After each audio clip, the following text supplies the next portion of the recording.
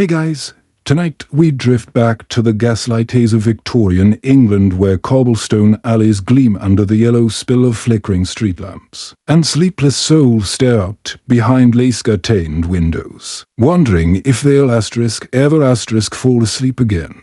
The air is damp, the hearth's warmth is long gone, and all you can hear is the uneven tick of a mantel clock that somehow makes staying awake feel louder than silence. This is the world of the 19th century insomniac, and you're about to become one of them. No phones, no streaming videos of rain on rooftops, just you, your thoughts, and maybe a tepid cup of boiled lettuce water waiting by the bedside. Welcome to the age where sleeplessness was a personal failure. Lettuce was medicine, and laudanum was cheaper than a loaf of bread. You probably won't survive this, so before you get comfortable, take a moment to like the video and subscribe, but only if you genuinely enjoy what I do here. And hey, post your city and local time in the comments. I always love knowing where and when you're tuning in from. Now, dim the lights, maybe turn on a fan for that soft background hum, and let's ease into tonight's journey together. You begin your stroll in London, 1852. The fog clings low to the ground like a sullen housecat. Gaslight flickers from wrought iron lamps, and your boots tap faintly against the slick stones of an empty lane. The city is hushed, except for the occasional echo of a carriage wheel or the rustle of a rat searching for a leftover pie crust. You're not alone in being awake, but it certainly feels like it. Inside the rows of tall, narrow townhouses, like leaks from a few upstairs windows, these historians agree, are the households where rest is hardest to find. The pressure of propriety, expectation, and layered petticoats weighs heavily. And the Victorians didn't yet have melatonin gummies. They had something better, or worse, depending on how much you enjoy hallucinating through your wallpaper. You step into one such townhouse now. It smells like coal smoke, lavender sachets, and stale upholstery. A gentleman sits in a wing-back chair by the fire, a newspaper crumpled in his lap.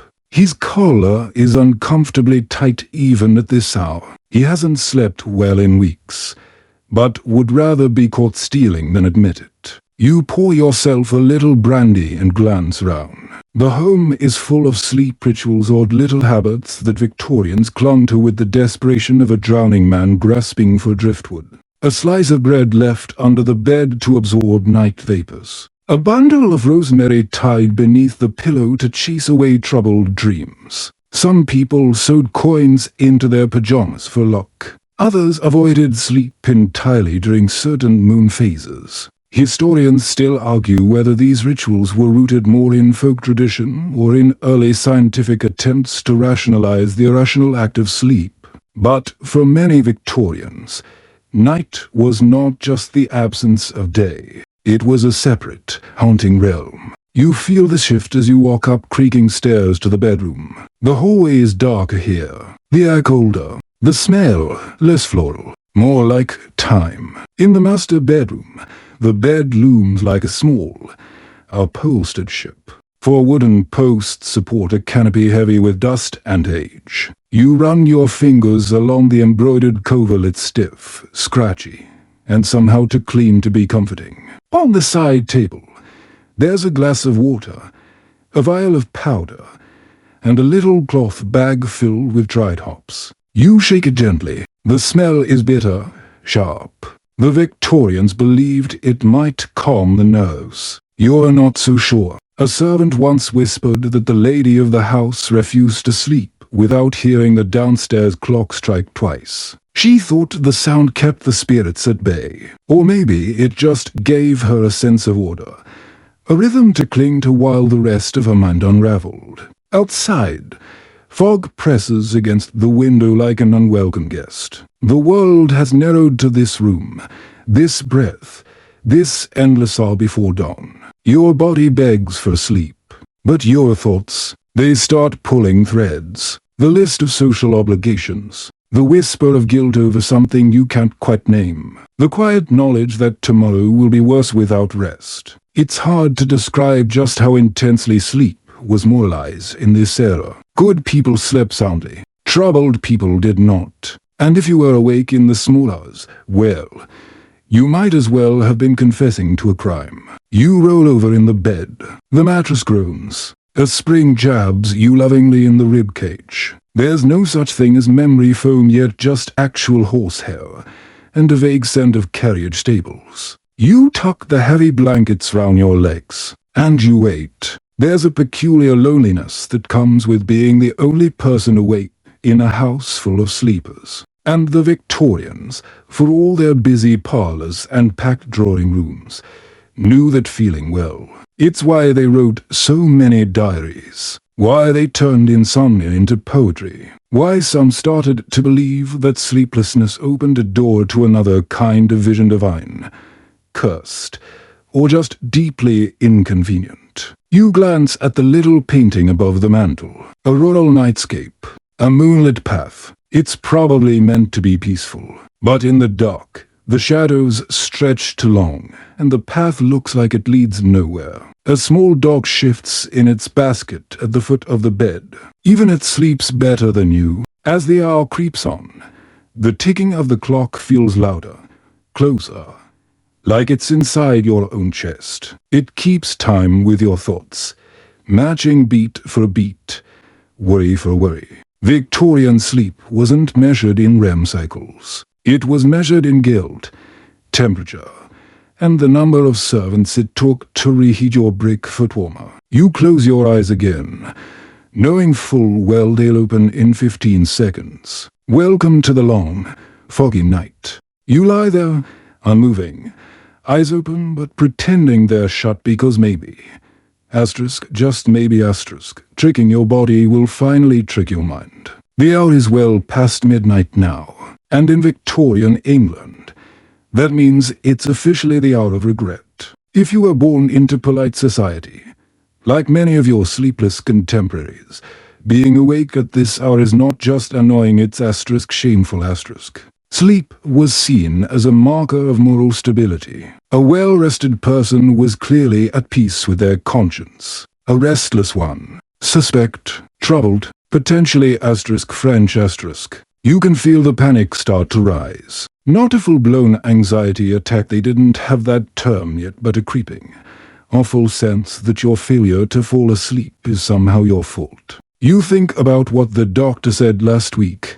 Take more walks. Avoid heavy meat. Don't think so much. Classic advice for someone whose brain is basically a Victorian carnival after dark. What no one tells you is that there's a unique humiliation in being wide awake while everyone else snores gently in their overpriced linen. And so, you lie perfectly still, hoping that stillness will summon rest. It doesn't. The fire in the grate has gone out. You didn't notice. Now the air is colder, the shadows longer. The brass bedposts gleam faintly, catching the moonlight like ominous sentinels guarding your insomnia. You remember reading in asterisk. The Lancet asterisk core was at asterisk. Punch asterisk. That insomnia might be caused by an overstimulated mind, often seen in women who engage in reading novels or piano playing after supper. You chuckle softly. Of course, that damn Chopin. Historians still argue whether Victorian doctors truly believed in these medical causes or if they were simply recycling societal fears through a clinical filter. Either way, a lot of people were told to stop thinking, feeling, or doing anything. Downstairs, the grandfather clock chimes. 2 in the morning. You tense. Something about that sound triggers a primal despair. You are now entering what Victorians quietly dubbed asterisk the panic hour asterisk, when the rational part of the brain checks out, and the mind does laps round its own anxiety pool. You imagine the other residents of the house. The maid, probably snoring softly in the attic room. The housekeeper, curled up with a flask of something stronger than tea. Even the cat is probably asleep, tangled in your best curtains. Why you, then? Why are asterisk you asterisk the only one doomed to count the uneven patches on the wallpaper? It's not just your body that betrays you. It's the entire world conspiring to keep you awake. The ticking, the chill, the distant whistle of a night train that shouldn't exist yet. And worst of all, your asterisk brain asterisk, which decides now is the perfect time to remember the thing you said to your cousin Edward in 1847.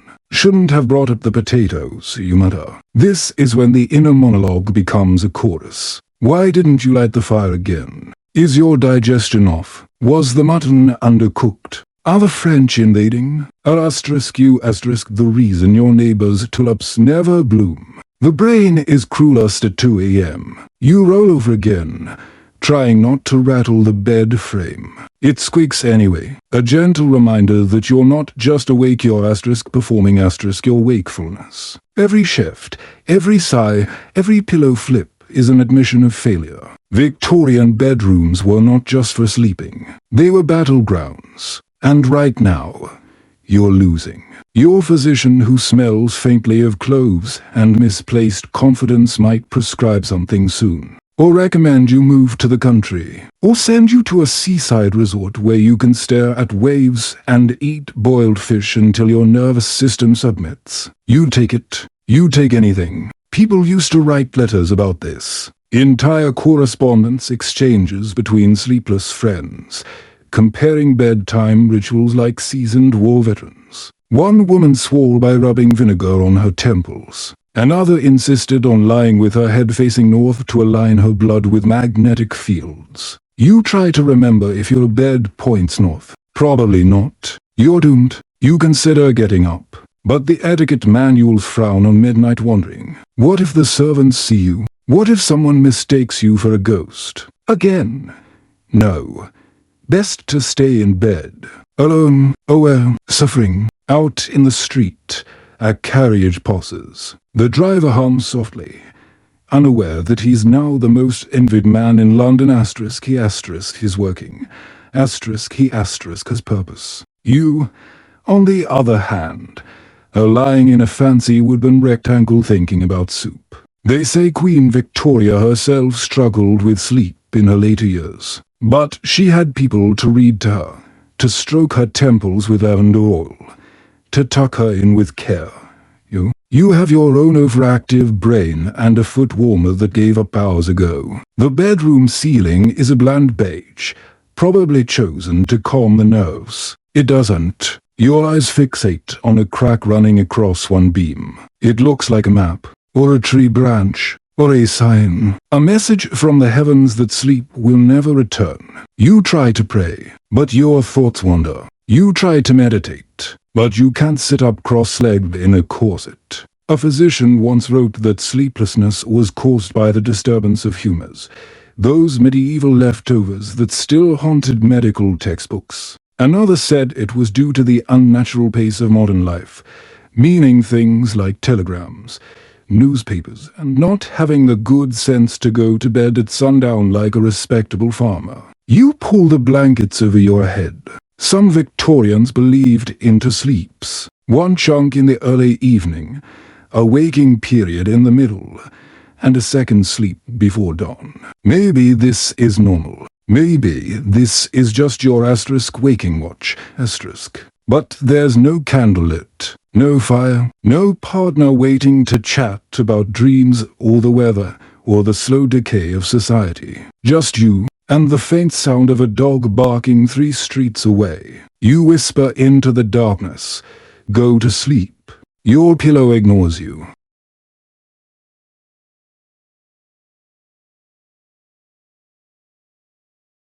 You've now shifted to your left side, curled like a croissant, facing the ice-cold wall. It doesn't help. The mattress underneath you has grown lumpier by the minute, like it's developing ambitions of becoming a sack of potatoes. And your pillow, stuffed with down, sure, but somehow manages to compress into a thin pancake of betrayal the moment your head touches it. Victorian beds, in theory, were supposed to be luxurious. In reality, they were often ornate wooden cages. The frame beneath you groans with every breath you take, and the canopy above seems like it's either going to collapse in a gust of ghost wind or trap your soul forever in a drapery-covered coffin.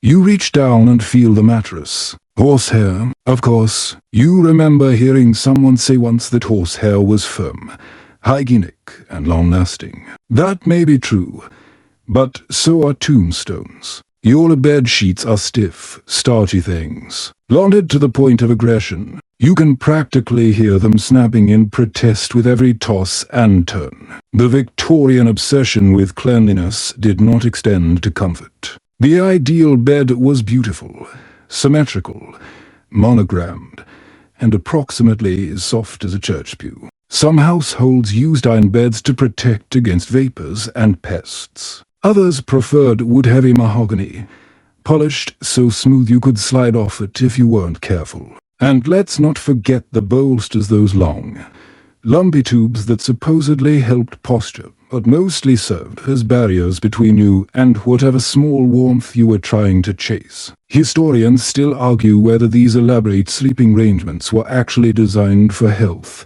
hygiene, or simply to impress the neighbors during impromptu bedroom tours. Yes, those were a thing. Someone might walk you through their guest rooms like they were showing off fine china. The headboard above you is carved with little roses, some of which are chipped and vaguely unsettling in this dim light. One petal looks like it has a face. You stare at it for a while, just to be sure it doesn't blink. Blankets. Too many, always too many. Quilts upon quilts, tucked in so tight they could immobilize a bear. You try to kick one off, but the corner fights back. You lose. Again. Sleepwear, too, was no joke. Tonight you're in a nightshirt white, buttoned high, reaching to your ankles. No elastic, of course. Just lots of linen, and the distinct sense that you're wearing a rejected wedding gown. It itches at the neck. It sags at the hem, and you can't roll over without tangling yourself like a stray puppet. Your feet are cold, but socks are considered unseemly in bed. You remember reading somewhere that warm feet encourage dream activity, which was discouraged by certain segments of the medical elite who believed vivid dreams could unhinge the brain. Excellent. Bare toes and emotional repression perfect recipe for rest. You briefly consider calling for the servant to fetch more hot water for the brick foot warmer, but then you'd have to explain why you're still awake. And the thought of a second human witnessing your failure to sleep. Unbearable. It's a wonder anyone ever slept at all. You roll onto your back again and stare at the canopy's underside. More embroidery. Ivy vines. You count them. 1, 2, 3. Mistake a thread for a spider. Panic quietly and start over. You are not even sure what time it is anymore. Could be 3:30. Could be 5. Time has ceased to matter in this fabric-lined prison of sleepless despair. And then there's the sound. Oh, you thought. It was quiet. But now that you're fully conscious, the bed creaks. The walls breathe. The wind whistles through the tiniest gap in the window frame. There's a soft drip from somewhere. Or is that a tap? You don't know anymore. Everything is louder at night, especially when your own thoughts are playing percussion. Once, a well-meaning cousin told you to imagine the mattress as a cloud. But this is no cloud. This is a reconfigured hay bale with a vendetta. You press your head deeper into the pillow, hoping for mercy. None comes. There's a knock in the wood.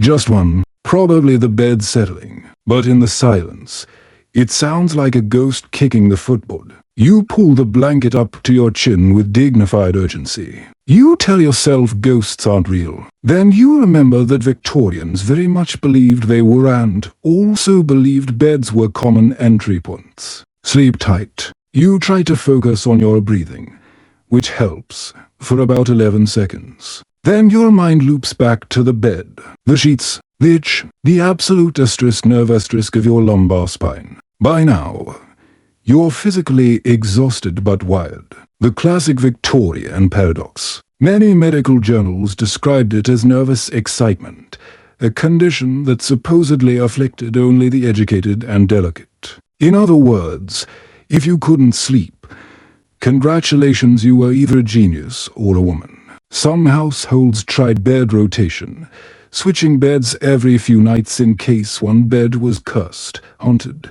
or simply too associated with unrest. Others placed certain herbs between the mattresses, lavender, chamomile, or rue to ward off bad dreams. You suspect none of it helped. Still, you make a mental note to ask the housekeeper if we're out of rue. The truth is, these beds weren't designed with sleep in mind. They were designed to convey status. A four-poster bed meant wealth. A feather mattress meant luxury. A lace canopy meant you had time to care about lace canopies. Comfort, a secondary concern. You press your hand against the mattress and feel the familiar ridges of its inner structure. No springs, no foam, just compressed misery. You close your eyes again and imagine you're sleeping on grass. Nope, still horsehair. At some point, you might doze. But if you do, it won't be restful.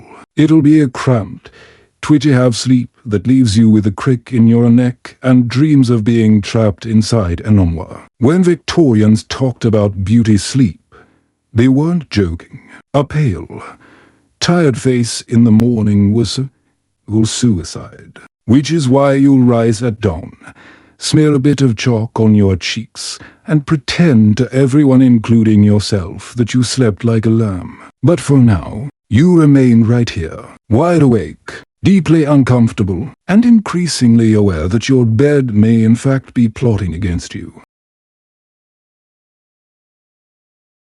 Somewhere between your sixth repositioning, the eighth time you've counted the ceiling heavy, you remember the letters. Yes, asterisk the letters. Asterisk, you reach over to the side table and lift the small ceramic mug your housemaid left you earlier. It's lukewarm now, slightly murky, and smells faintly like a salad someone tried to steep. Victorian wisdom questionable, though it may be claimed that lettuce, when boiled gently, created a mild sedative effect. Laxacarium, they called it. A natural sleep aid from the opium family's boring cousin. You take a slow sip. It tastes green. Not edible, not pleasant. Just unmistakably leafy.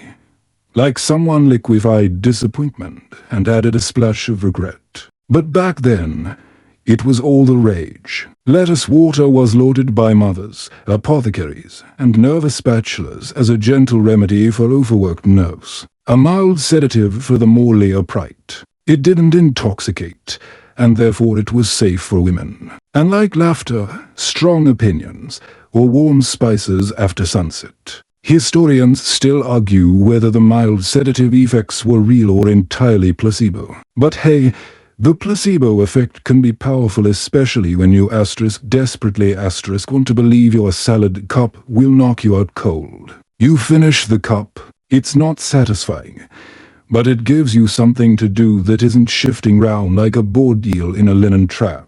For a few minutes, you almost feel hopeful. But lettuce wasn't the only edible nonsense the Victorians trusted. There was also the milk and nutmeg combo served warm, spiced, and thick enough to coat your conscience. Some households added cinnamon or a splash of brandy, because why not turn bedtime into a cocktail hour for the deeply exhausted? Others turned to barley water, camphor drops, or the ever-popular vinegar compress to balance the brain fluids. You consider them all now, wondering which flavor of misery suits you best. And then, of course, there were the herbalists. You remember Cousin Edith's drawer full of sleep, such its little cotton pouches stuffed with hops, lavender, skullcap, and other sleepy-sounding weeds. She claimed they soothed her at once. Of course, she also thought her dog could read minds. Still, you kind of envy her conviction. The lettuce hasn't kicked in. Obviously, you sit up slightly, propped on one elbow, and skim the shadows of your room. The candle flickers low in the corner, just enough light to reveal the embroidered sampler above the fireplace that reads, "Early to bed and early to rise."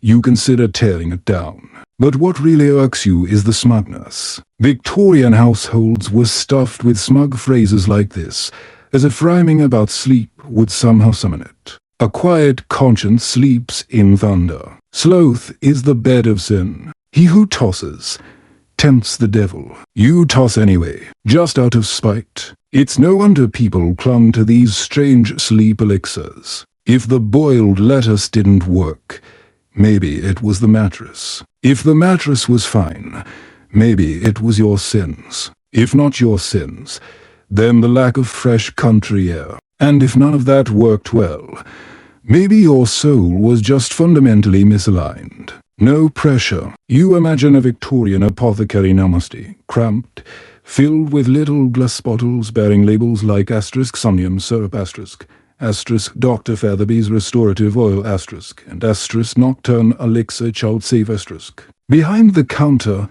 a man with sideburns and far too much confidence is grinding something vaguely illegal with a mortar and pestle. You ask him what helps with sleep. He replies, "Have you tried not thinking so much?" You leave. Mentally, because, let's face it, you are not even out of bed.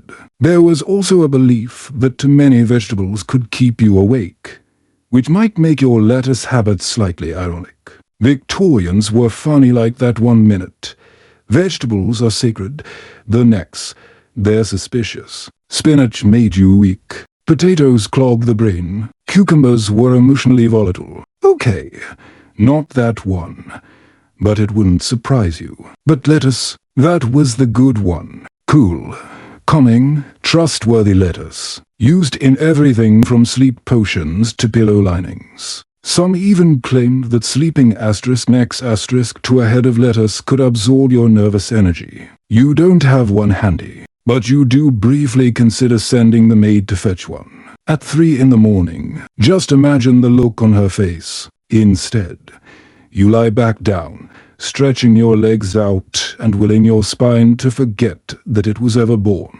You try to let the lettuce do its thing. You picture yourself floating on a calm pond of lettuce tea, obviously drifting slowly under a cloudy moon. The sound of crickets, the scent of drowsy flowers. A duck paddles by, looks you dead in the eye, and whispers, "You forgot to reply to that letter from Aunt Margaret." Sleep sabotage. You think of all the people who swore by letters. Pliny the Elder apparently recommended it. Medieval monks grew rows of it behind obeys for insomniac brethren. Even early American pioneers brewed lettuce infusions for their squeaky, creaky-covered wagon nights. The plant has a sleepy reputation going way back, though you suspect most of those people were just exhausted from chopping wood. You try lying perfectly still again. Maybe the lettuce works better if you pretend it's working. Your breathing slows. The blanket shifts just right.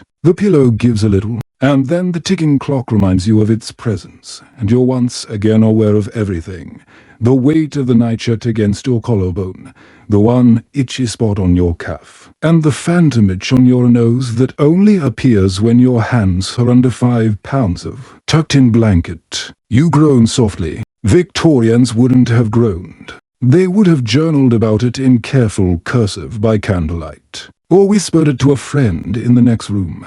If the house was big enough and the walls were thin enough and gossip was good enough. You, however, lie in silence, with lettuce in your veins, or stomach, or somewhere. A single drop of condensation lands with dramatic flair in the fireplace. You jump slightly, then feel silly. The lettuce has done something.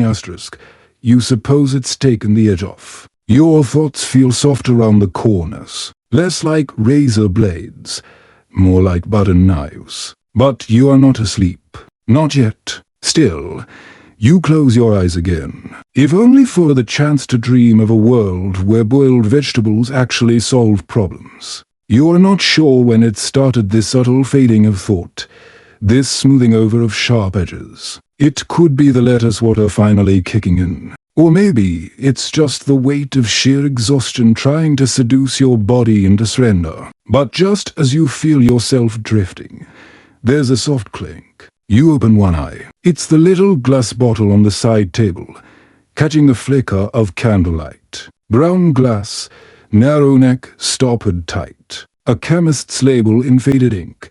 Asterisk tincture by I-Laudanum. Asterisk. I.S. The real hero of the Victorian nightstand. For many, lettuce was just the audition. Asterisk laudanum asterisk was the star. You reach for it slowly, like it might bite. The bottle is half empty, of course it is. Most households of your standing kept it nearby, just in case, for coughs, stomach aches, melancholia, inconvenient emotions, and, naturally, sleeplessness. A few drops in water, that's all. That's what the apothecary said. Just a little to take the edge off. He murmured with a wink that somehow made you trust him asterisk less asterisk. The smell is sweet and dark, faintly alcoholic, with something floral beneath. You hesitate, then tip a few drops into your cup. The water clouds slightly. You drink it. It's not immediate. Nothing ever is. But within minutes, your body feels warmer, heavier, like you've been wrapped in soft wool and dipped in molasses. Your thoughts slow. Even the bed feels less offensive. The Victorians adored laudanum. It was cheaper than wine, more effective than prayer, and readily available in every chemist shop. Made from opium dissolved in alcohol, it promised peace in a bottle. Widely prescribed to everyone from poets to housewives, and, amusingly, even to infants. Because what's more soothing than a touch of narcotic bliss in your child's bedtime bottle?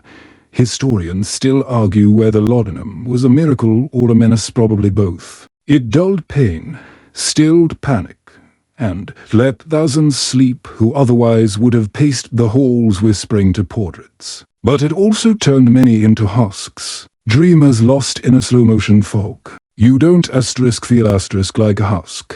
Not yet. Right now. It just feels quiet. Your arms grow heavy. Your jaw slackens. Even the ticking of the clock seems farther away, as though muffled by distance or snow. You lie back, surrendering a little more of yourself to the mattress. You could get used to this. Still, there's something slippery about laudanum sleep. It isn't like real rest. It's a velvet curtain pulled suddenly over your consciousness. Dreams come faster, but they're distorted. Your mind swims instead of floats. You recall the story of a certain gentleman who took a bit too much. Woke up mid-morning with his cravat tied round the bedpost and no memory of composing 3 sonnets about a goose. He published them anyway. Sold surprisingly well. Even respectable women, the kind who wouldn't say pants aloud, kept laudanum tucked discreetly in their sewing boxes or inside a false drawer, because they couldn't admit to needing help, especially not for something as shameful as sleep. It became a quiet epidemic, entire households drifting through their days in soft focus. Letters were written in laudanum haze, sermons delivered half-sedated, recipes, fashion advice, even early detective novels, many scribbled down by hands still trembling from last night's tincture. There were warnings, of course. Newspaper columns with cautionary tales. Woman forgets name after excess tincture. Gentleman mistakes fire grate for a toilet. But everyone kept buying it, including you, because at this hour, when your body aches from stillness and your brain will not hutch, the idea of drifting into chemically assisted slumber feels less like vice and more like salvation. The effects deepen. You lie flat now, eyes closed. You see colors behind your eyelids. A faint purple, a shimmer of gold. Nonsense shapes that shift like smoke. Your breath slows, deepens. You feel the edge of sleep, right there, brushing your fingertips. Then, of course, the candle sputters. A gust, a draft, or just the wax giving up. The light dies, and the room shifts. In the darkness, shadows loom larger. Shapes you know of furniture now resemble hunched figures. For a half-second, your breath catches. But the laudanum tells your fear to hush. There's nothing here. Not really. Your mind drifts again. You see yourself as if from above, tucked neatly under the sheets, an anonymous shape in a giant bed, cradled by wood and lace and lingering narcotics. Your hands twitch, a finger curls. You wonder if this is what death feels like. Comfortable, confusing, surprisingly full. Back in the day, some people took laudanum not to sleep, but to dream. Writers, especially. It gave them visions, strange tales, unreliable memories. You remember reading De Quincey's account, or at least trying to. He described it as walking through a haunted cathedral in your own skull. You can see that now. Your dreams start to form. A corridor of doors, each one opening on a different memory, or is it a wish? A lost summer afternoon, a dinner you never finished, a childhood lullaby, misremembered. This isn't sleep, not in the natural sense. It's more like floating. You vaguely register that your foot has gone numb, but you don't care. The laudanum has drawn you into that strange space between being and not being, where the world turns gentle and rules get soft. You think about tomorrow, how you'll pretend to have slept well, how you'll make it through breakfast on toast and half a smile, how you'll consider skipping the dose tomorrow night, but probably won't. Because for all its risks,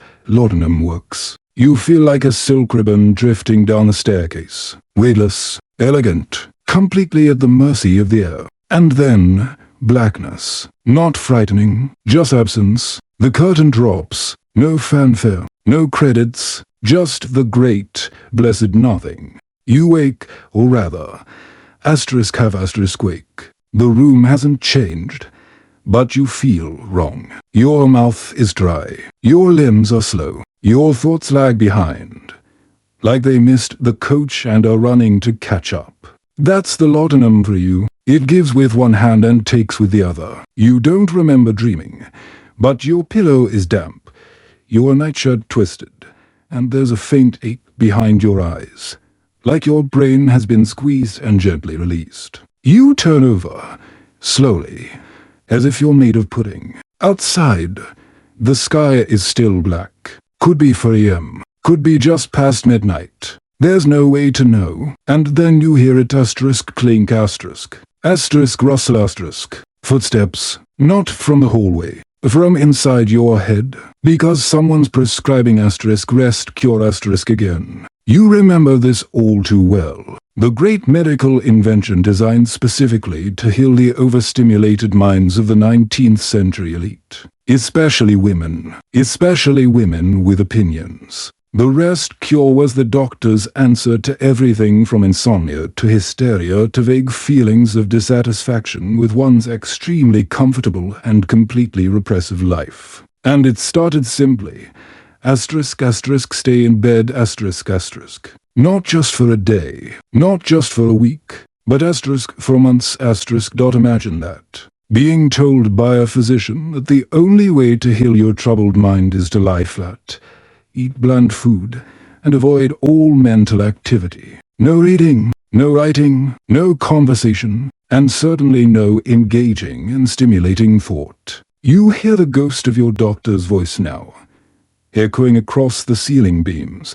You are to rest. Completely. Your nerves are overtaxed. You must not excite them further. That means no music, no drawing, no laughter, no letters from friends, no weather updates. You're not even supposed to look out the window too long. That might stir feelings. We can't have that. Historians still argue whether the rest cure was sincere medicine or a velvet-chapped straitjacket of misogyny. But many women bright, creative, bored out of their wits suffered through it. Or because of a take Charlotte Perkins Gilman, writer, artist, diagnosed with nervous exhaustion.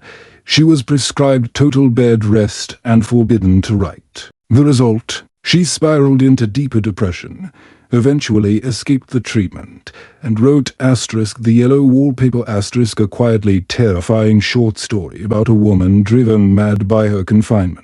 Not exactly a glowing Yelp review. You recall that story now as you lie staring at the damask wallpaper beside your bed. The pattern swirls in curls and tendrils, innocent enough by daylight.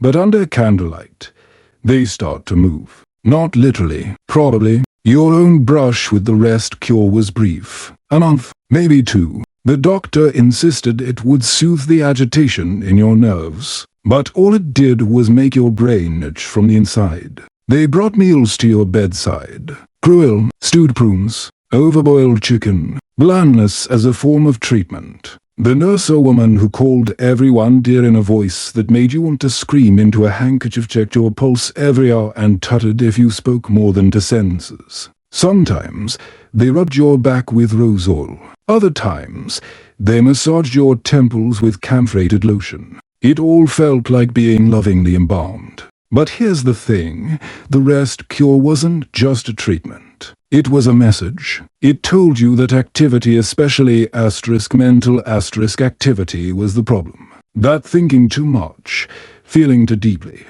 staying up too late worrying about existential dread was not a symptom, but the disease itself. And sleep.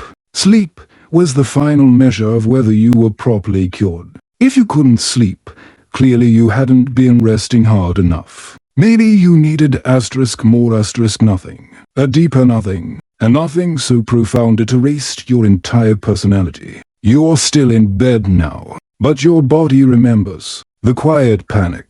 The forced stillness. The way you began to resent the bed sheets for being too white. Too smooth. Too unchanging.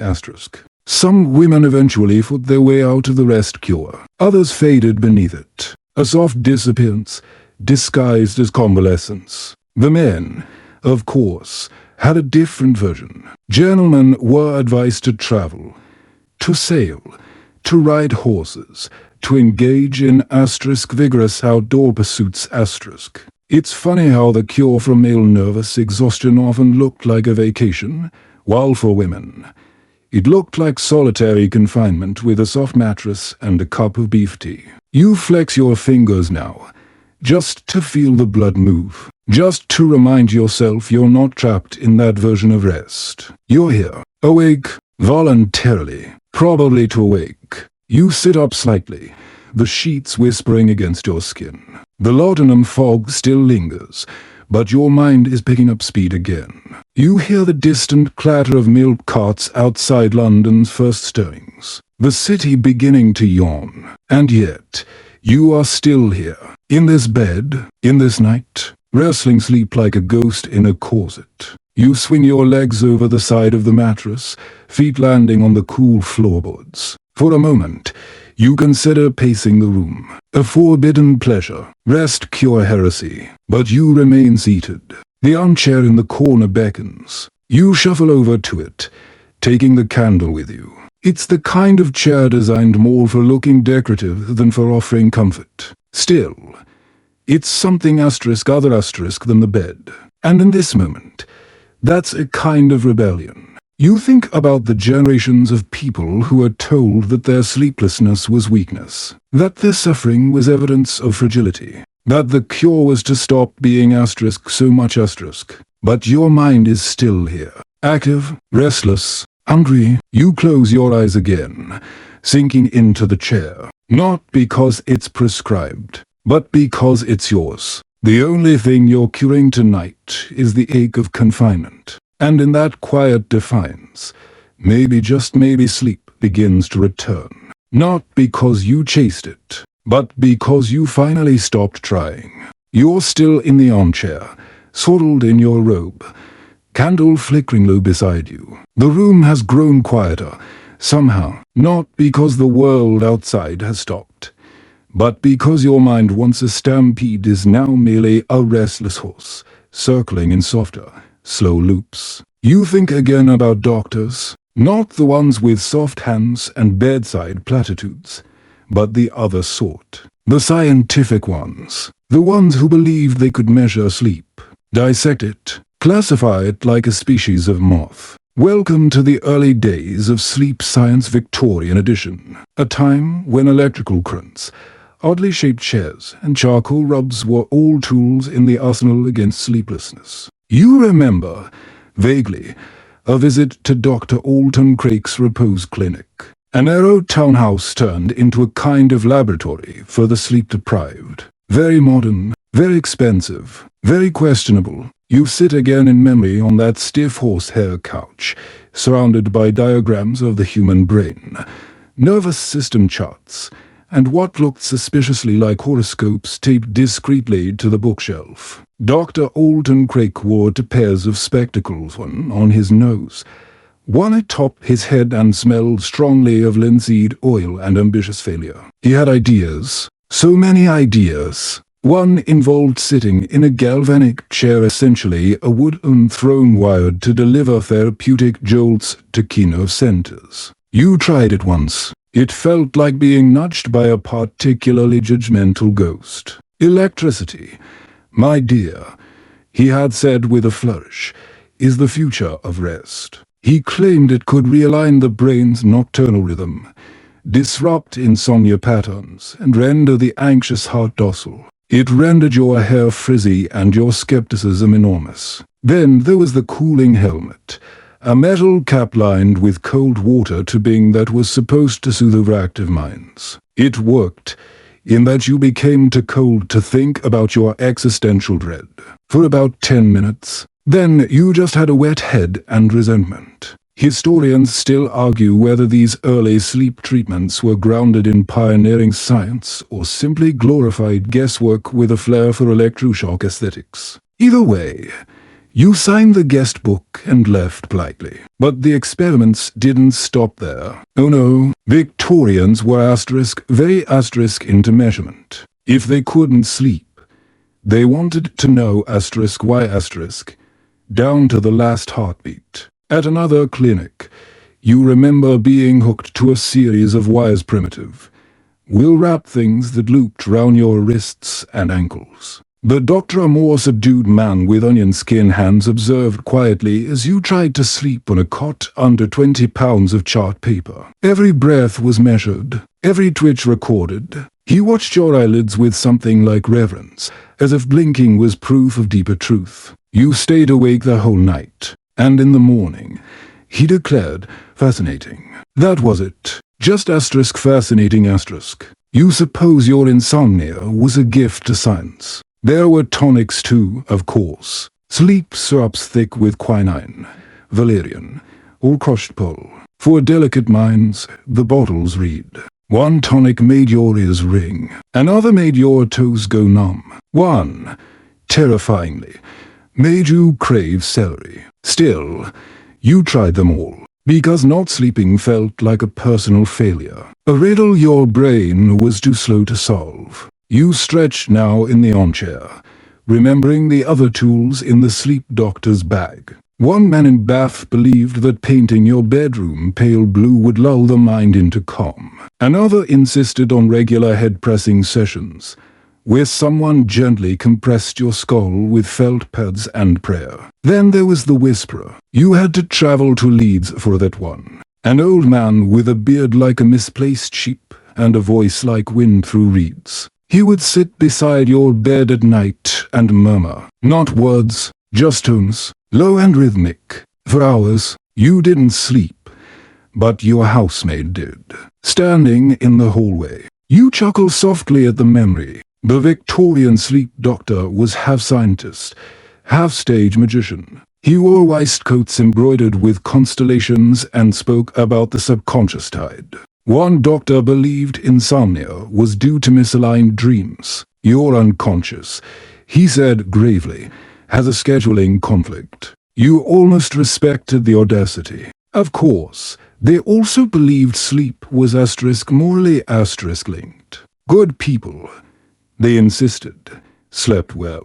Sinners didn't. Which brings you back to the great contradiction of Victorian medicine. It tried so hard to be scientific while still clutching superstition like a favorite blanket. Even the dream journals reflected this. Many patients were asked to record their nightly visions, to track patterns and themes. Some doctors believed dreams were a kind of illness mental overflow. Others thought they were divine messages disguised in metaphor and lace. You never knew what yours were. Mostly, they involved ducks and unending staircases. You glance at your own bedside table now. No dream journal, no galvanic helmet, just the faint scent of laudanum and the remains of a lukewarm lettuce brew. And yet, you're not anxious. Not like before. Not exactly restful, either. But the edge has dulled. Like your body is finally done arguing with itself. You rise from the chair and step back toward the bed.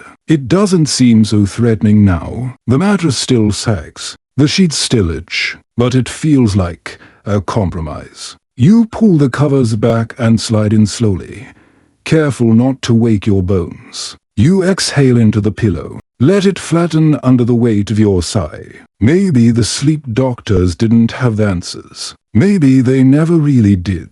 But in all their strange rituals and buzzing wires, there was something oddly comforting. A belief that this asterisk could be solved. That your restless nights weren't forever. You close your eyes. This time, not in defiance, just in hope. You wake again, no dramatic startle.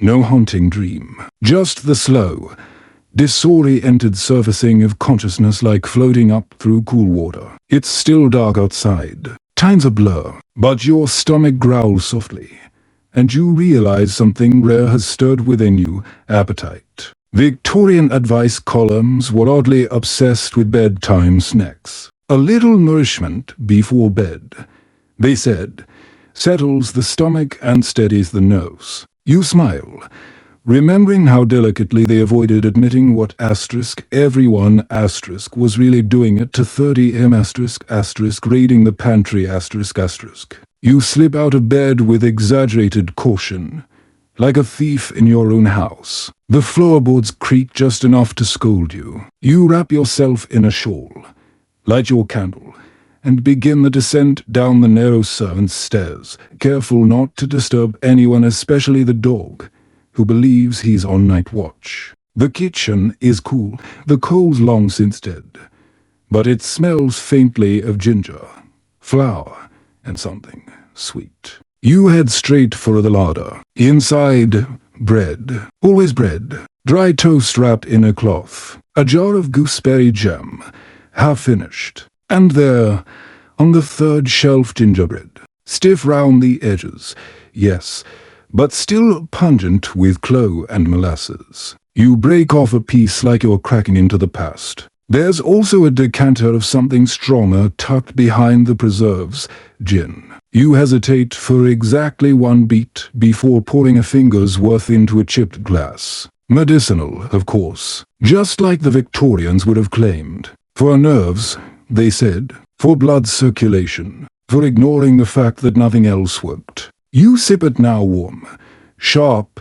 slightly floral. It spread through your chest like mischief. Bedtime snacks weren't just about food. They were about control When everything else failed, doctors, tonics, prayers, you could still toast a bit of bread, steal a corner of cake, and pretend that you chose to be awake. Historians still argue whether these midnight snacks were genuinely helpful or just another ritual for distraction. But to you, standing barefoot on cold tile nibbling stale gingerbread, it feels like something.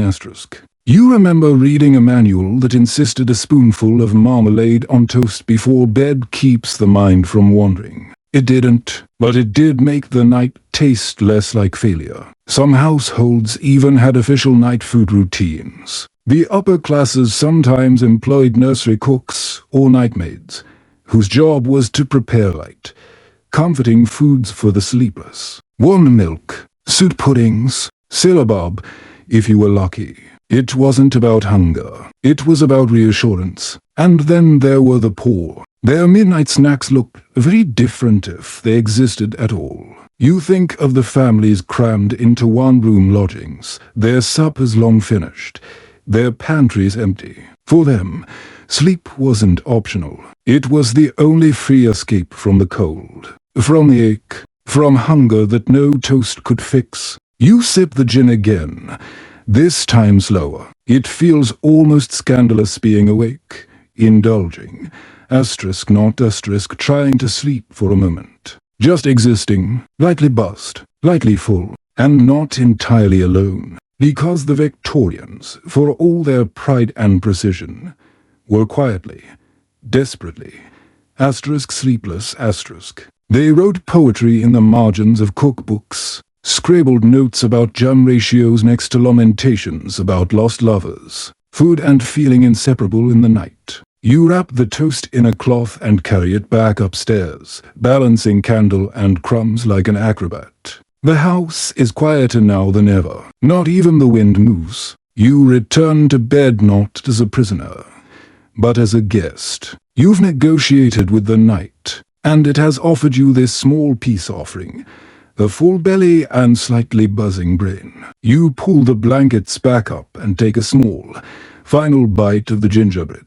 The spices hum faintly in your mouth. There's something ancient in this sweetness and warmth in the dark. You imagine others, centuries ago, doing the same. The Greeks ate poppy seed cakes before bed. Medieval monks drank spiced wine laced with herbs. Sailors gnawed on salted biscuits soaked in brandy. Every culture had its sleepy treats. Yours, tonight, is toast and gin. Hardly poetic, but it works. You lie still now, body no longer frantic, mind dulled not by exhaustion but contentment. There's something soothing about carbohydrates at 3 a.m. They demand nothing, offer everything. Your stomach settles, your limbs go heavy. Some would say it's the gin, others might credit the sugar, but maybe, just maybe, it's the act of feeding yourself not because you had to, but because you want a stolen pleasure in a culture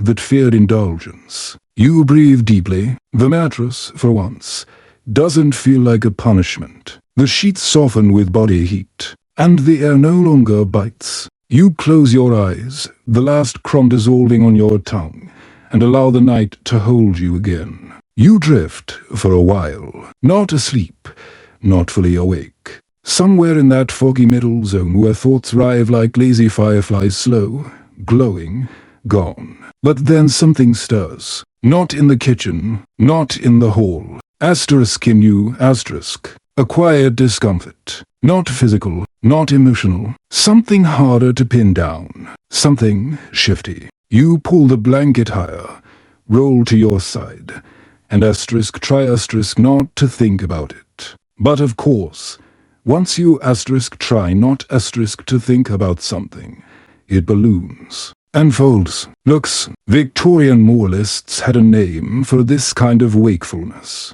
They called it the shame of the flesh, which sounds dramatic, because it was to them, the midnight stirrings of the body, yes, that kind were more than just an annoyance. They were full-blown spiritual crisis. Welcome to the dark corner of the Victorian bedroom, where even your thoughts weren't private, where masturbation yes, we're going there was believed to be the silent killer of the night. You shift uncomfortably, not because of desire, necessarily, but because of the weight of centuries of disapproval pressing down on your ribcage like a stack of Bibles. It wasn't just frowned upon, it was feared.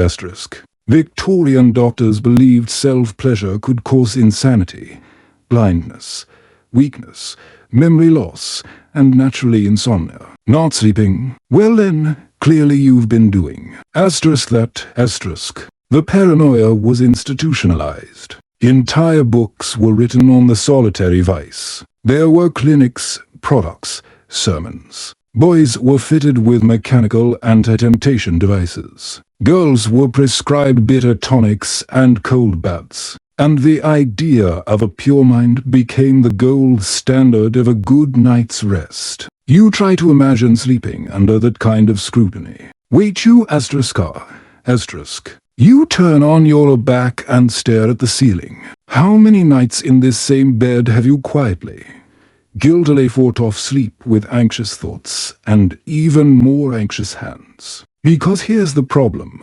The body doesn't care about societal shame. Especially not at 3:47 a.m. Historians still argue whether the Victorian war on self-pleasure was rooted more in religious fear or a broader desire for control. Probably both, and the fallout was vast. Entire generations of people were taught to hate the sensations of their own bodies. And when those sensations showed up in the night uninvited, persistent, confusing, they were blamed for everything. Especially sleeplessness. There's a quiet absurdity to it. You think now of all the strange devices Victorians designed to prevent nocturnal sins. Eye mittens, alarmed bed sheets, corset-like contraptions designed to make touching oneself physically impossible. You wonder how many insomniacs were simply uncomfortable because they were wrapped in metal. You sigh. The oddest part. No one talked about it openly. But everyone was thinking about it. Books whispered around the subject. Medical texts disguised their judgments in Latin. Even popular literature occasionally dropped hints. A sleepless heroine with nervous restlessness. A troubled boy who took too long to rise in the morning. The implications were always there. You didn't sleep because you were weak asterisk. You didn't sleep because you were sinful asterisk. Imagine trying to rest under that microscope. Now imagine being a teenager. You smiled dryly, recalling a scandal in your cousin's school dormitory. Someone was found with a copy of a French medical manual, annotated with scandalous notes. The entire dorm was sent to confession. Twice, you turn again. The sheets tangle. You're not ashamed. Not anymore. But the echo of those old fears lingers. The idea that sleeplessness is and that it's your fault. That rest is a moral prize, not a biological need. It's nonsense. But like most nonsense, it sticks. You reach for the blanket's edge, trying to find cool fabric. Your skin feels sensitive, not sexual, not roused. Just aware of its own boundaries, its own gravity. There's a certain loneliness in this kind of insomnia, the kind that creeps in through the back door of your mind and sits, wordless, at the edge of the bed. You know it's irrational. You know it's rooted in outdated beliefs. And yet, you still wonder if maybe you've done something wrong Not tonight, specifically, but ever. And this asterisk is the Victorian inheritance. A bedtime world in which every emotion, sensation, or instinct had to be explained, labeled, corrected. Where being a body was a problem, and being a body in bed was a threat. You sit up, light the candle again. The flame is small, flickery, like your willpower. You glance round the room. Nothing moves. No judgmental portraits. No watchful maids. No doctors with silver spoons and thick eyebrows telling you to cleanse your spirit with cabbage water and guilt. Just you, awake, human, fallible. The air shifts slightly cooler now, as if even the night is trying to reset itself. You lie back down, not to sleep, not quite yet, but just to be asterisk. You inhale, exhale, let your body relax into itself. You are not a problem to be solved, not a moral lesson, not a case study. You are a tired person, in a quiet bed, in a house full of sleepers. And even if sleep doesn't come easily tonight, it doesn't mean you failed. It just means you're alive. And sometimes, that's complicated. You doze for a while, if only in body. Your mind has curled into itself like a cat in a patch of sun, half resting, half watching. Then, sometime later, 10 minutes, an hour, a familiar discomfort rouses you again. The air has chilled, the blanket slipped. You reach for it, tugging it back up. But the fabric catches against your nightshirt, reminding you sharply. You're dressed like a 19th century seance attendee. Which brings you, almost inevitably, to the question what were you supposed to wear to bed? Victorian nocturnal etiquette was as complex as it was uncomfortable. And somehow, even in the privacy of one's own chamber, fashion and propriety never fully let go. You sit up, adjusting your sleeves, which yes are still buttoned. Your nightshirt is long, collared, bleached to within an inch of its life. It reaches your ankles and refuses to stay still. You may as well be sleeping inside a Victorian ghost. For women, sleepwear was even more performative. High-necked gowns, embroidered hems, matching caps to keep hair in order. Nothing alluring, everything modest. Unless, of course, you were part of the underworld of lace-trimmed boudoir where scandalous garments hidden in drawers, reserved for private evenings with candlelight and intentions. Men wore nightshirts or nightgowns loose, draping things, not unlike the garb of Dickensian spirits, occasionally paired with sleep jackets or house robes, especially if one expected visitors.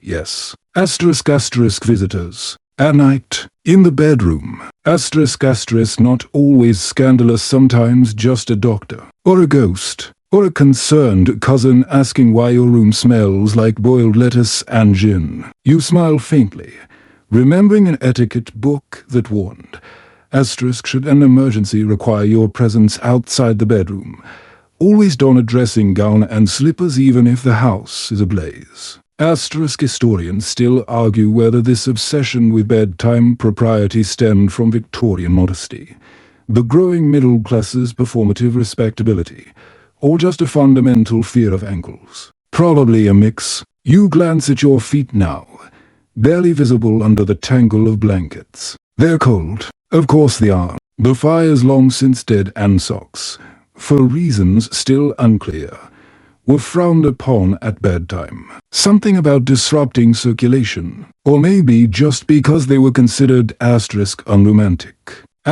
You briefly imagine yourself standing in court, accused of indecent slumberwear. Wore socks to bed, Your Honor. Gasps.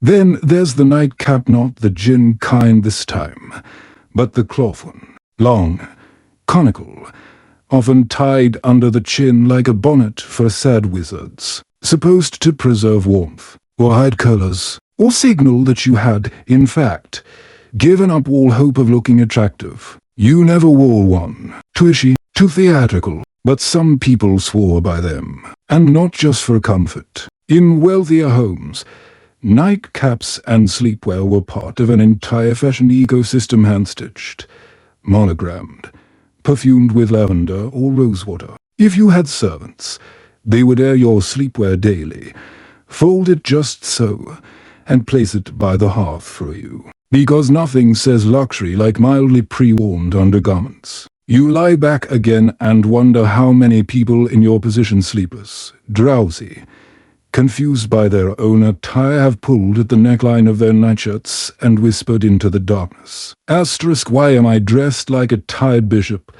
But fashion wasn't the only part of Victorian night. Etiquette. There were rules, unspoken ones, mostly. About behavior, sound, even position. You were supposed to sleep on your right side, less pressure on the heart, they said. Preferably with hands folded gently. No tossing, no turning. Snoring was considered uncouth, and sharing a bed even with one spouse came with precise expectations. To people. One bed, no visible enthusiasm. Bed sharing wasn't just marital, though. It was common among servants, siblings, travelers. In inns, you might share with a stranger. In poorer homes, entire families crammed into one bed for warmth. No privacy, just sleep and survival. The wealthy, of course, had bedchambers the size of ballrooms and still couldn't sleep. You, right now, float somewhere in the middle. Alone, wrapped in a nightshirt that chafes, under blankets that bunch, in a bed that still hasn't forgiven you for existing.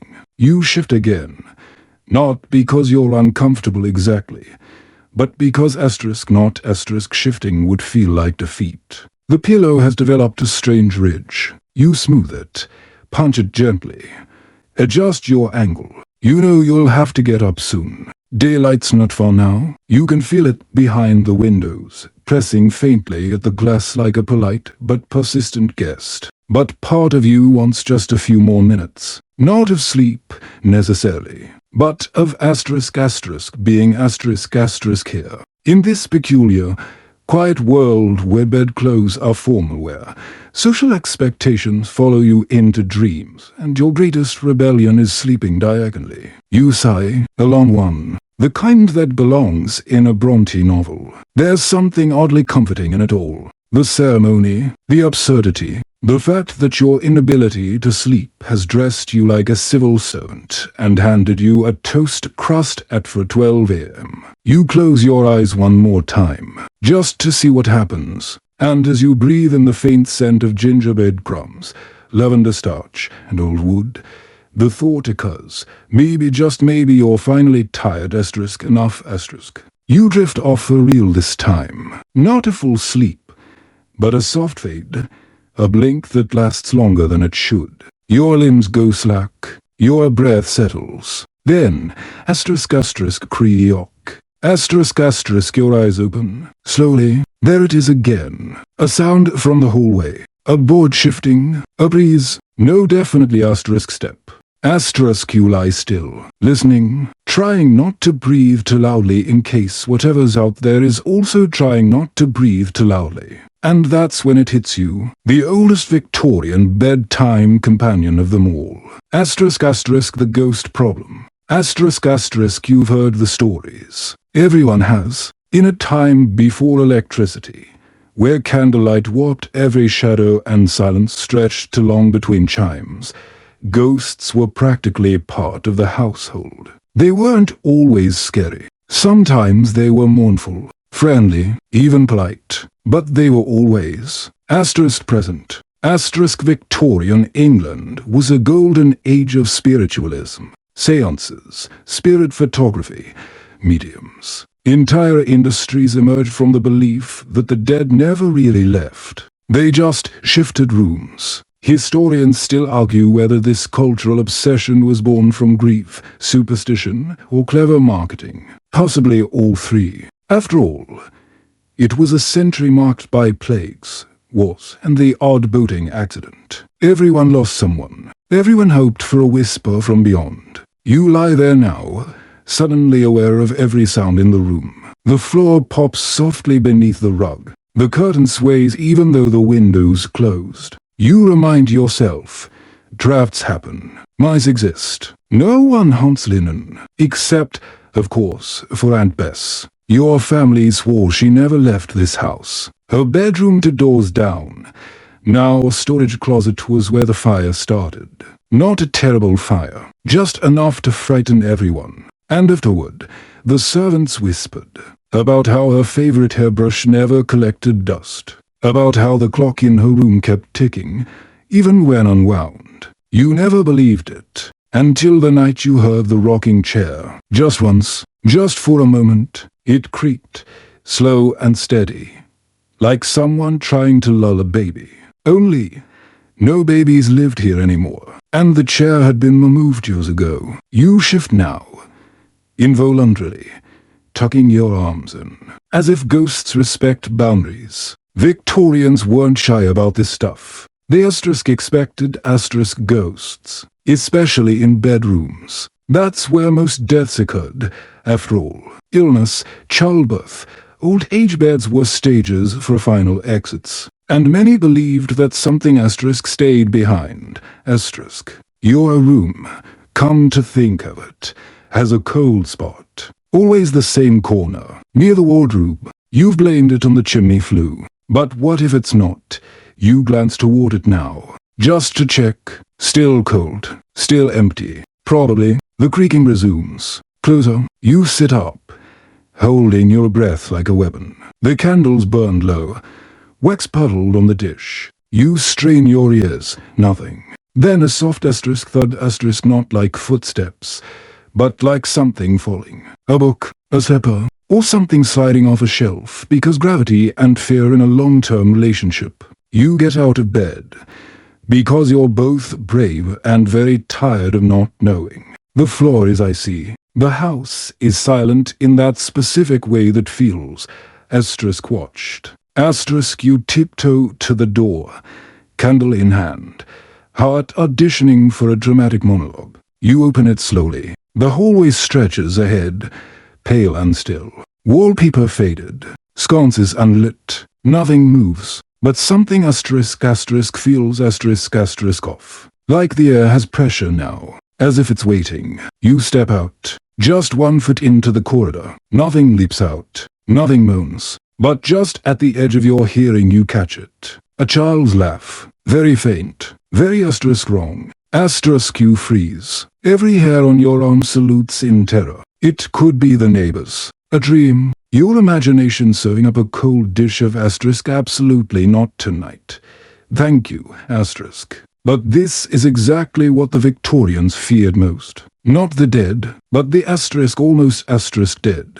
The ones who hung vown, who didn't quite cross over. You remember the story of Mrs. Featherstone swore she saw her sister standing at the end of the bed, holding the same comb she'd buried her with. Then the comb vanished. Reappeared the next morning in the drawer, covered in blonde hair. Her sister had been brunette. True, probably not, but believable. Absolutely, because in a time before sleep science, before psychology, before insulation, people needed reasons for the night. And ghosts were the best ones available.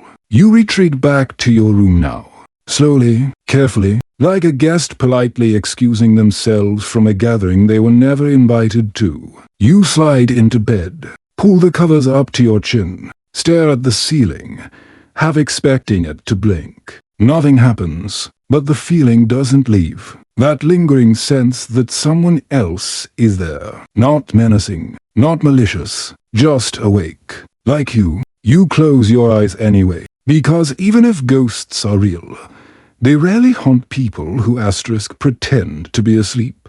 Asterisk. You take a deep breath, and you whisper, I'm not here. You wake again, but this time, not from a ghost or a thought or a draft. From a sound. Asterisk mechanical asterisk sound. It starts low, a whirring, ticking sort of rhythm. Not unpleasant, just unexpected. It pulses gently from the next room like an overambitious pocket watch. You blink in the dark. Of course, asterisk Mr. Herbert's and his invention. Asterisk the man in the townhouse to doors down. Retired clockmaker. Insomniac by disposition. Tinkerer by compulsion. He claimed he'd solved sleep with a series of clockwork contraptions that created soothing ambient noise. He called it the asterisk somnambulator. Asterisk. You called it the thing that sounds like someone winding a ghost. But in fairness, it did help sometimes. Victorian households were often filled with strange little machines, especially if the family had money, curiosity, or both. You knew a woman who slept next to a steam-powered fan that exhaled warm lavender mist every 20 minutes. Another friend swore by her breath regulator, a wheezy metal box that counted her inhalations like a Victorian Fitbit. In a world before white noise apps, you used what you had. You turn your ear toward the wall. There it is again. Tick dash WHI dash click. Rhythmic, soothing, almost. Like someone exhaling in time with your thoughts. The Victorians had begun to understand, in their fumbling way, that sound could shape sleep.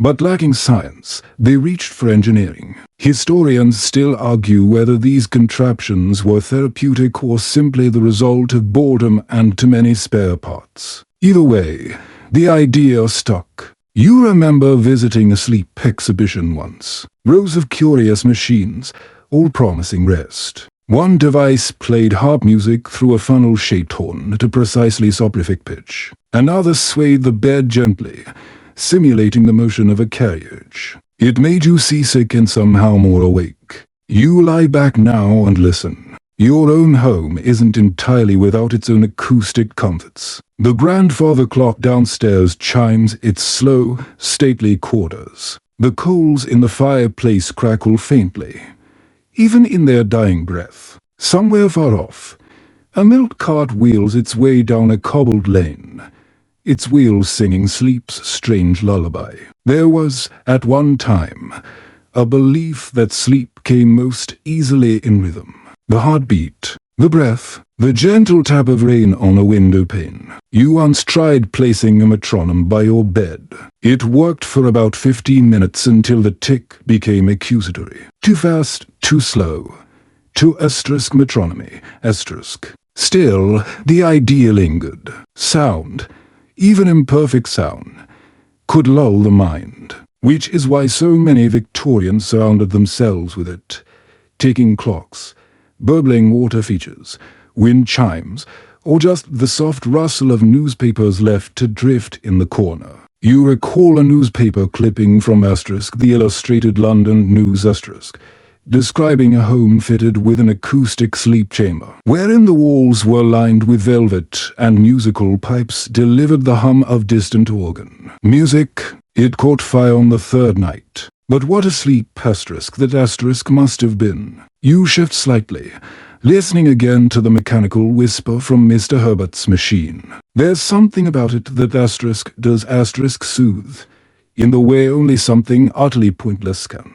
It isn't trying to sell you anything. It isn't demanding thought. It just ticks. You remember a night when you tried to make your own noise machine. You filled a tin with rice and hung it near the window, hoping the breeze would rattle it. It didn't. It just sat there, full of potential and very dry rice. You lie back down and smile faintly in the dark, because sleep isn't always about comfort. Sometimes it's about distraction, a trick, a lure, and noise gentle, reliable. Dumb noise can work like a charm. Even in asylums, they knew this. The sleep wards often had ticking clocks or wind machine sounds to drown out the screaming, to anchor the patients in a rhythm larger than their own minds. Soothing, not because of content, but because of consistency. There's something almost sacred about predictable noise in the middle of the night. You close your eyes. The pillow creaks softly under your cheek, and now the world is all sound. Tick, creak, breath, crackle, click, and the silence in between, like lace between buttons. You once read a theory that the brain syncs with external rhythms during rest, that the body likes to match, the breath to the ticking, the heart to the floorboard's groan, the mind to the sound of something slightly more awake than you are. Tonight, you believe it. You drift again, not into sleep, perhaps, but into a kind of low-level peace. You imagine a chamber filled with brass machines, all whirring just slightly out of sync. A chorus of sleep trying its best. Not quite there, but close enough to matter. And somewhere, someone else is lying awake, probably next to a similar contraption, wondering if this is all just a very quiet dream. The mechanical lull fades into background hum. Like a heartbeat you've known so long you no longer hear it. You rest for a while, still not sleeping. Not properly, but no longer fighting. And somewhere in that half-realm of awareness, you start to think about asterisk asterisk, who gets to sleep asterisk asterisk, and who doesn't. Because if we're being honest, Victorian sleep wasn't just a personal issue. It was a class one. You shift gently beneath the covers, feeling the softness of linen against your skin, thin but clean, crisply pressed by someone who probably slept on straw. You begin to notice, maybe for the first time tonight, just how much your insomnia is padded by asterisk asterisk privilege asterisk asterisk. In this house, you have a room, a door, a bed, a window that opens, space to lie awake in peace. But down the lane behind gaslight factories and taverns that never truly close the picture is very different. Take Mrs. Bellamy, for instance. Washerwoman, 5 children, 3 beds, 1 room, no privacy, no silence. Her sleep comes in bursts between shifts, between cries, between the slap of wet clothes on stone. And when her body gives in, it's not because she's relaxed. It's because she's asterisk asterisk exhausted. Asterisk asterisk. And what about the boys who sweep chimneys by day and sleep in stairwells by night? Or the kitchen maids who rise before dawn, sleep on folding cots, and still rest in corners with their aprons still on? These weren't exceptions. They were most people. Victorian England didn't just ignore the sleep of the poor. It built industries on their wakefulness. You roll onto your back, feeling the softness of the feather pillow, and let that fact settle. Historians still argue whether the rigid moralism round sleep was genuinely believed, or if it was simply a way for the wealthy to label restlessness as something the idle or undisciplined brought upon themselves. But when you compare your own sleeplessness to that of the laboring classes, it doesn't quite hold up. You don't sleep because of thoughts They didn't sleep because of noise crowding cold fill or simply a 12-hour workday followed by 10 people sharing a mattress. Victorian lodging houses were often packed with dozens of bodies, sleeping upright on benches for a penny, or lying head to toe for a two. The phrase a two-penny hangover didn't refer to alcohol, it described the act of sleeping hanging over a taut rope, strung across the room, for support. At dawn, they'd cut the rope, and you'd stumble into your next day. You picture it now. Rows of weary figures draped like forgotten coats, heads lolling forward, the air stale and sour. Not a lullaby in sight. Just breath and hunger and ticking clocks they can't afford. And still, they found ways to rest. Because they had to. You think about the little girl in the match factory who curled up next to a furnace for warmth, soot still on her face. About the coal boy in the alley, who learned to sleep between deliveries. About the maid in your own house, who sleeps next to the pantry with a folded towel for a pillow. It shifts your sense of the night. Your insomnia feels decadent, like a rich man's complaint. You have time to worry, time to steep lettuce, to sturgeon, to argue with ghosts. For the poor, sleep wasn't a quest. It was a scarcity. You once overheard a scullery boy say, "Sleep's for when I'm dead." He meant it, and not poetically, but even within privilege.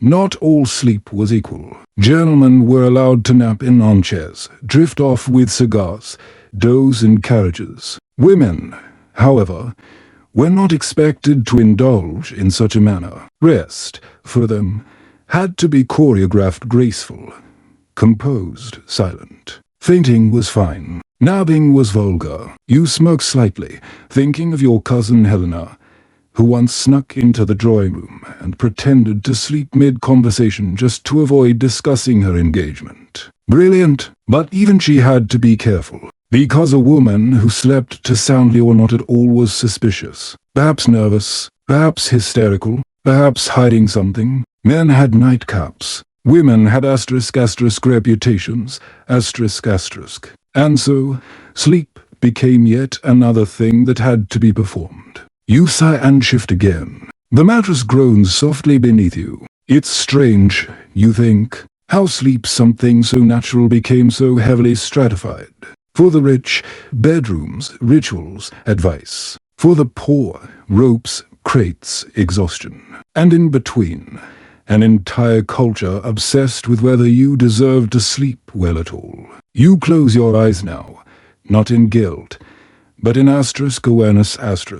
There's something strangely comforting in recognizing your place in the architecture of night. A tiny figure in a great, sprawling web of sleepers and non-sleepers. All of you joined by the same ancient yearning. Peace, quiet, rest. Some lying on linen, some on rope, but all of you, in your own way, searching for the same thing. You're still lying there, still awake, but the pressure's eased. Not in your body, perhaps, but in your expectations. The urgency to fall asleep has dimmed, and instead, You've begun observing the night like a visitor in a quiet museum. And what's that shining through the edge of the curtain? The moon. There it is. Pale, still, almost smog. The kind of light that doesn't warm, doesn't dazzle, just exists, cool and eternal. For the Victorians, that lunar glow wasn't just romantic backdrop. It was medicine, menace, and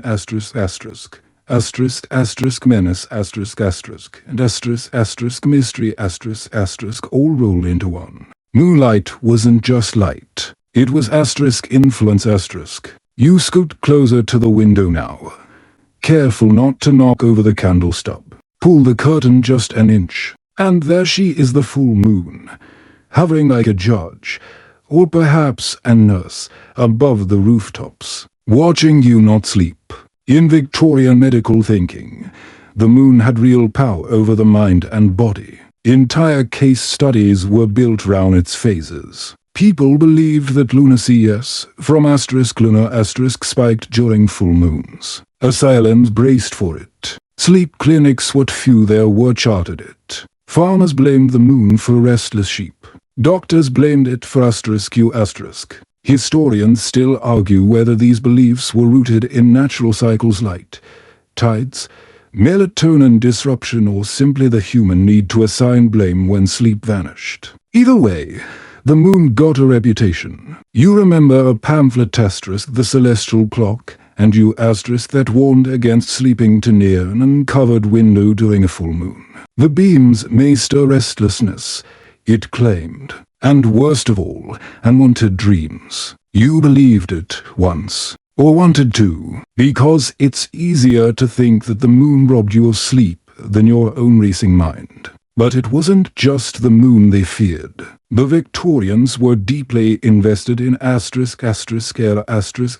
the movement of it, the temperature of it, and especially the mysterious substances they believed floated in it. Bad airs, miasmas, night vapors, invisible poisons that rose from swamps, graveyards, damp basements. Many believed that if you opened your window at night, especially during a full moon, you might inhale something unfortunate. Not fatal, necessarily. Just unbalancing.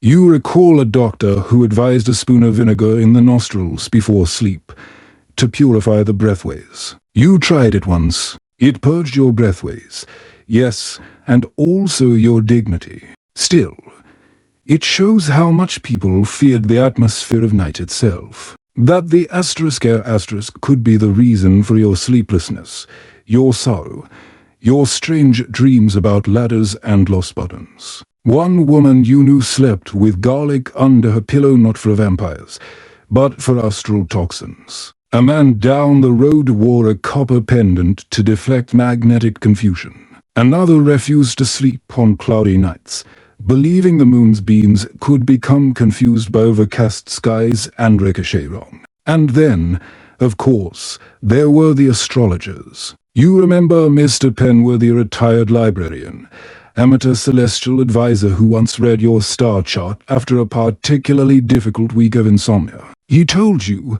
very seriously, that Saturn was currently transiting your house of repose. You didn't sleep that night either. But you did get an excellent drawing of a goat holding a pillow. You smile faintly now, watching the moon through the glass. The Victorians, for all their starch and straight lines, were deeply afraid of the unseen. They measured things obsessively: pulse rates, breath counts, hours of sleep. But they also leaned into the unmeasurable the unseen pull of the moon, the sway of invisible vapors, the shifting tides of spirit and mood. They had science, yes, but they also had feelings, and they took both very seriously. You shift again, blanket trailing behind you like a soft cape, and return to bed. The moonlight spills across the room now, outlining the furniture in silver. The wardrobe becomes a cathedral. The wash basin gleams like a forgotten crown. The whole room looks less like a bedroom and more like a stage set for something that almost happened. You pull the covers up again. Tonight, you think, is less about sleep and more about being part of the night's logic **. A place where breath slows, where stories stretch, where the rules of waking life take their shoes off and walk barefoot across your thoughts. You wonder, for a moment, what kind of dreams a Victorian might have under a full moon. Dreams of steamships, of letters unopened, of candle wax and snow, of lost loves, long trains, and that one evening they never quite forgot. You say again, it's almost morning. You can feel it coming, not in the air, not yet, but in the way the night is pulling its coat on, wrapping up its last secrets, making space for light. Still you linger, not because you're afraid to sleep, but because you've come to appreciate this strange, weightless part of the night, where nothing is expected, and everything your thoughts, your breath, your restlessness just is **. You whisper to the moon, for no reason at all, I'm still here. And for the first time tonight, she doesn't seem to mind. You are not sure when you last looked at the clock, but you know it hasn't chimed in a while. Perhaps it's broken, or perhaps it's grown tired of reminding you how long you've been awake. In any case, the sky is changing. The blackness is receding imperceptibly, at first like ink dissolving in water. A deep navy now, then charcoal. The faintest brush of blue where the rooftops meet the sky. **, dawn is coming. **, you lie back, arms folded gently over your middle. Not tense, not reaching for sleep anymore. Just letting time pass. And you begin to think of how this long night, like so many before it, is about to close. With candles guttering, with fireplace coals gone cold, with bodies rising not because they've rested, but because the day demands it. In the last years of the Victorian era, a new player entered the sleeping scene. Chemistry. Not lettuce, not lavender, not electrified chairs or ghost-hunting stethoscopes, but laboratory-born, pharmaceutically precise sleep pills. The first ones were crude chloral hydrate, bromides, various barbiturates. They didn't invite sleep. They slammed it down like a velvet hammer. Take a little too much and you didn't dream. Take far too much and you didn't **. Still, they were revolutionary. No more steeping wilted leaves. No more sniffing vinegar-soaked linens. Just one pill, a swig of water, and unconsciousness by the half hour. A miracle, or a trap, depending on your outlook and your dosage. Historians still argue whether these pills mark the beginning of true sleep medicine or just another chapter in the long, anxious dance between humans and rest. What's certain is that for the first time, sleep became something you could **, and with that purchase came both relief and dependence. You picture the bottle, brown glass, paper label, no child-proof cap, of course, just neat instructions, *1 before bed. To if anxious, no more than 3, absolutely no more than 4.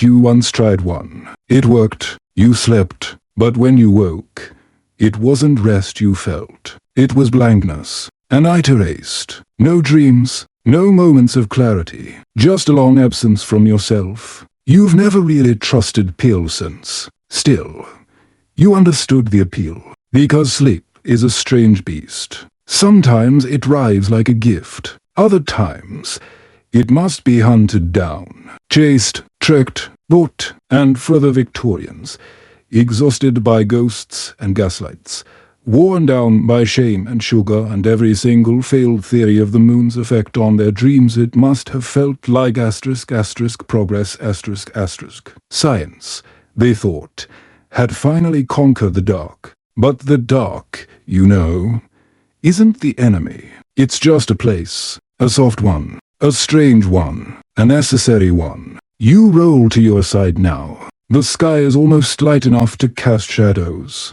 The first bird has begun its slow, curious trill outside your window, a reminder that the world keeps going, even when you don't. And you're no longer afraid of the bed, or the ticking, or the ghost at the end of the hall. This night has shown itself for what it is, a companion, not a captor.